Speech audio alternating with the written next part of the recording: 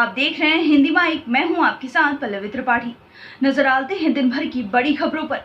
सबसे पहले रुक करते हैं कोरोना आंकड़ों की तरफ। देश में पिछले 24 घंटे में कोरोना के कुल 25,467 मामले दर्ज किए गए हैं। वहीं कोविड से मरने वालों की संख्या 354 रही। भारत पर हो सकता है बड़ा आतंकी हमला। आईएसआई ने 2 देशों के आतंकियों को सौंपा सुसाइड मिशन। अमर उजाला में छपी एक रिपोर्ट के मुताबिक अफगानिस्तान पर तालिबान का कब्जा होने के बाद से ही पाकिस्तानी आईएसआई और उसके समर्थक आतंकी संगठनों के दुस्साहस को लेकर कई तरह की खबरें सामने आ रही हैं। देश की प्रमुख खुफिया एजेंसी इंटेलिजेंस ब्यूरो ने जो अलर्ट जारी किया है, उसमें आतंकी हमले को लेकर रची जा रही एक बड़ी साजिश का खुलासा हुआ है। हमलों के समन्वय की जिम्मेदारी आईएसआई को दी गई है। आतंकियों की इस साजिश को सुसाइडल मिशन कहा गया है। सुप्रीम कोर्ट का सीबीआई को निर्देश, सज्जन कुमार के स्वास्थ्य की जानकारी दे। सुप्रीम कोर्ट ने सीबीआई से 1984 के सिख विरोधी दंगों के दोषी ठहराए गए और कांग्रेस के पूर्व सांसद सज्जन कुमार के स्वास्थ्य को लेकर जानकारी मांगी है। बता दें कि कुमार ने चिकित्सा स्थिति के आधार पर अंतरिम जमानत मांगी है। कोर्ट ने सीबीआई को 6 सितंबर तक इस संबंध में एक हलफनामा दाखिल करने के लिए कहा है। केंद्रीय मंत्री नारायण राणे गिरफ्तार, सीएम उद्धव के खिलाफ दिया था आपत्तिजनक बयान। महाराष्ट्र पुलिस ने मंगलवार को थप्पड़ वाले बयान के मामले में केंद्रीय मंत्री नारायण राणे को गिरफ्तार कर लिया है। राणे पर आरोप है कि उन्होंने मुख्यमंत्री उद्धव ठाकरे के खिलाफ आपत्तिजनक बयान दिया था। नारायण राणे को पहले चिपलून से हिरासत में लिया गया था, उसके बाद कागजी कार्रवाई पूरी कर गिरफ्तार कर लिया गया। कोविशील्ड की 2 खुराकों के बीच 84 दिन का अंतर क्यों? केरल हाईकोर्ट ने केंद्र से पूछा। केरल हाईकोर्ट ने केंद्र से मंगलवार को प्रश्न किया कि कोविशील्ड की 2 खुराकों के बीच 84 दिन का अंतराल टीके की उपलब्धता पर आधारित है या उसकी प्रभाविता पर। केरल हाईकोर्ट के न्यायाधीश जस्टिस पीबी सुरेश कुमार ने किटेक्स गारमेंट्स लिमिटेड की उस याचिका पर सुनवाई के दौरान केंद्र सरकार से ये सवाल किया, जिसमें उसने अपने कर्मचारियों को कोविशील्ड टीके की दूसरी खुराक देने की अनुमति मांगी थी।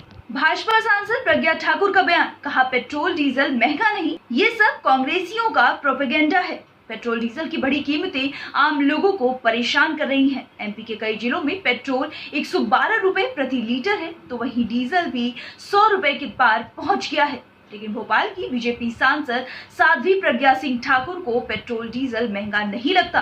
मंगलवार को भोपाल में हुए कार्यक्रम में उन्होंने कहा कि पेट्रोल डीजल कोई महंगा नहीं है, ये सब कांग्रेसियों का फोकट का प्रोपेगेंडा है। बारामूला में पुलिस से मुठभेड़ में 3 आतंकी ढेर, बड़ी मात्रा में हथियार और गोला बारूद बरामद। जम्मू कश्मीर के सोपोर में मंगलवार को सुरक्षा बलों ने मुठभेड़ में 3 आतंकियों को मार गिराया। पुलिस ने इनके पास से हथियार और गोला बारूद भी बरामद किए हैं। पुलिस ने एनकाउंटर खत्म होने की सूचना दी। सुरक्षा बलों को जानकारी मिली थी कि सोपोर इलाके के पेटसीर में आतंकी छुपे थे, जिसके बाद सोमवार रात को यहां सर्च ऑपरेशन शुरू किया गया। मंगलवार सुबह आतंकियों ने सुरक्षा बलों पर फायरिंग शुरू कर दी, जिसके बाद आतंकियों और सुरक्षा बलों के बीच एनकाउंटर शुरू हुआ। कथित गौकशी मामले में नामजद आरोपियों को एचसी से बड़ी राहत। इलाहाबाद हाईकोर्ट ने यूपी के कौशाम्बी जिले में एक कथित गौकशी के चर्चित मामले में नामजद आरोपियों को बड़ी राहत देते हुए उनके खिलाफ किसी भी तरह की दंडात्मक कार्रवाई किए जाने पर रोक लगा दी है। अदालत ने इस मामले में यूपी सरकार के साथ ही मुकदमा दर्ज कराने वाले विपक्षी को भी नोटिस जारी कर सभी से जवाब तलब कर लिया है। सभी को जवाबी हलफनामा दाखिल करने के लिए 1 महीने की मोहलत दी गई है। अफगानिस्तान के ताजा हालात पर पीएम मोदी और पुतिन के बीच चर्चा। प्रधानमंत्री नरेंद्र मोदी ने मंगलवार को रूस के राष्ट्रपति व्लादिमीर पुतिन से अफगानिस्तान के हालात पर चर्चा की है। प्रधानमंत्री मोदी ने ट्वीट करते हुए कहा कि अफगानिस्तान के ताजा हालात पर मेरे मित्र राष्ट्रपति पुतिन से विचारों का उपयोगी और विस्तृत आदान प्रदान हुआ। हम लोगों ने कोरोना के खिलाफ भारत रूस सहयोग सहित द्विपक्षीय एजेंडे से संबंधित मुद्दों पर चर्चा की। महत्वपूर्ण मुद्दों पर घनिष्ठ विमर्श जारी कर रखने पर दोनों सहमत हुए। आईसीसी की बड़ी कार्रवाई, इसी साल टेस्ट डेब्यू करने वाले खिलाड़ी की गेंदबाजी पर बैन।